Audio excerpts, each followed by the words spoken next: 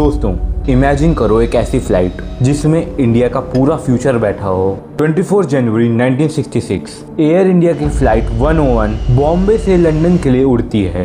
सब कुछ नॉर्मल था। Pilot was one of the most experience in the fleet. लेकिन अचानक over the snow covered Alps of Europe plane radar से गायब हो जाता है। प्लेन क्रैश हो गया। All 117 people on board died. लेकिन ये कोई आम क्रैश नहीं था। इस फ्लाइट में ट्रैवल कर रहे थे doctor Homi J Bhabha, the father of India nuclear programme. एक ऐसे जीनियस जिन्होंने ओपनली बोला था, if the government allows I can make a nuclear bomb for India in just 18 months. तो क्या ये सिर्फ एक ट्रेजिक एक्सीडेंट था या फिर एक बहुत बड़ी इंटरनेशनल कॉन्स्पिरेसी? आज हम इस 50 ईयर ओल्ड मिस्ट्री को डिकोड करेंगे। वीडियो एंड तक जरूर देखना, क्योंकि सच शायद फिक्शन से भी ज़्यादा शॉकिंग है।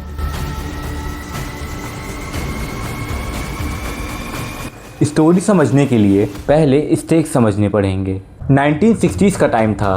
कोल्ड वॉर पीक पर थी। चाइना अपना न्यूक्लियर टेस्ट ऑलरेडी कर चुका था। ऐसे में doctor Bhabha was pushing hard for India to become a nuclear power. उनका मानना था कि सेल्फ रिस्पेक्ट और डिफेंस के लिए अपना बॉम्ब होना जरूरी है।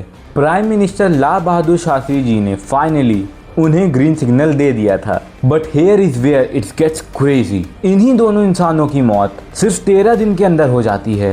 11 जनवरी 1966 को Shastri ji passed away mysteriously in Tashkent and exactly 13 days later doctor Bhabha dies in this plane crash. Think about it. Two men who held the keys to the India's nuclear future gone एक ही हफ्ते में। Is that a coincidence? या कोई नहीं चाहता था कि India nuclear power बने?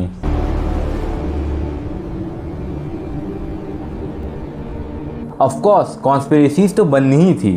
पहली थ्योरी कहती है कि ये CIA का असैसिनेशन प्लॉट था।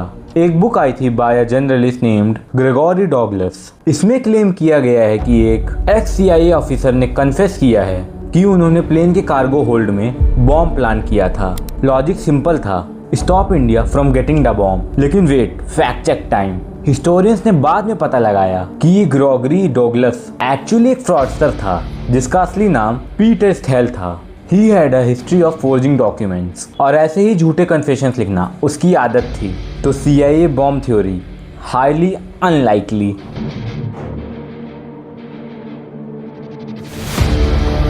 Theory number 2।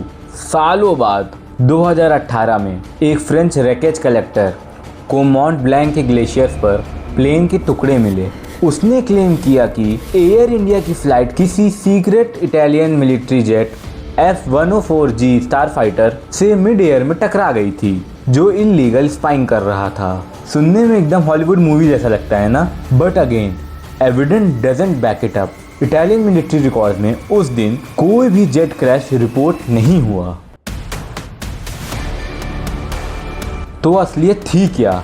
According to the official French inquiry, जिसको इंडियन गवर्नमेंट ने भी एक्सेप्ट किया, it was a devastating chain of errors. Plane का नेविगेशन सिस्टम VCR खराब था। पायलट और जिनेवा एयर ट्रैफिक कंट्रोल के बीच सीवियर मिसकम्युनिकेशन हुई। पायलट को लगा उसने पहाड़ क्रॉस कर लिया है और ख़राब मौसम, एक मैसिव वाइट आउट ब्लिजर्ड के बीच उसने प्लेन नीचे उतारना शुरू कर दिया। सीधे पहाड़ से टक्कर। No bombs, no fighter jets, just a tragic terrible accident. Doctor Bhabha की मौत से इंडिया का न्यूक्लियर ड्रीम डिकेड से पीछे चला गया। जो बॉम्ब 18 महीने में बन सकता था, उसे बनने में 1988 तक का टाइम लग गया। But the foundation he laid, वो आज भी स्ट्रॉन्ग है। उन्हीं के बनाए हुए ट्रॉम्बिक एटॉमिक सेंटर का नाम आज भाभा एटॉमिक रिसर्च सेंटर है। And today India is a proud nuclear power. दोस्तों, history is full of these crazy what ifs. अगर डॉक्टर भाभा जिंदा होते तो क्या इंडिया की स्टोरी कुछ और होती? आपको क्या लगता है? मुझे कमेंट्स में ज़रूर बताना। अगर वीडियो इंटरेस्टिंग लगी हो तो हिट दैट लाइक बटन। ऐसे ही डीप ड्राइव्स और ट्रू स्टोरी के लिए चैनल को सब्सक्राइब करो और बेल आइकन को दबा दो, ताकि you never miss an update. अपने दोस्तों के साथ शेयर करो ताकि उन्हें भी इस इनक्रेडिबल हिस्ट्री के बारे में पता चले। मिलते हैं नेक्स्ट वीडियो में। Till then stay curious, stay safe, stay secure. नमस्ते, जय हिंद।